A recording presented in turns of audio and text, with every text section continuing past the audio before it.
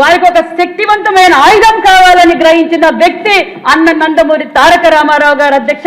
మరి అన్న నందమూరి తారక రామారావు గారు బీసీ బిడ్డలు కూడా చదువుకుంటానే అన్ని రంగాల్లోనూ ముందుకు పోగలరని తెలిసి మరి గురుకుల పాఠశాలలు ఏర్పాటు చేసిందే అన్న నందమూరి తారక రామారావు గారు అన్న విషయాన్ని మరొక్కసారి గుర్తు చేస్తున్నాను అధ్యక్ష. మరి ఈ గురుకుల పాఠశాలల్లో మనం రాష్ట్రం విడిపోయినప్పుడు 32 గురుకుల పాఠశాలలు మాత్రమే ఉన్నాయి అధ్యక్ష. సభ్యులందరూ తెలుసుకోవాలి అధ్యక్ష. ఎందుకంటే బీసీ బిడ్డలు చదువుకోనికి 32 గురుకుల పాఠశాల కొత్త రాష్ట్రం ఏర్పడినప్పుడు చాలా ఇబ్బందిగా ఉండేది అధ్యక్ష.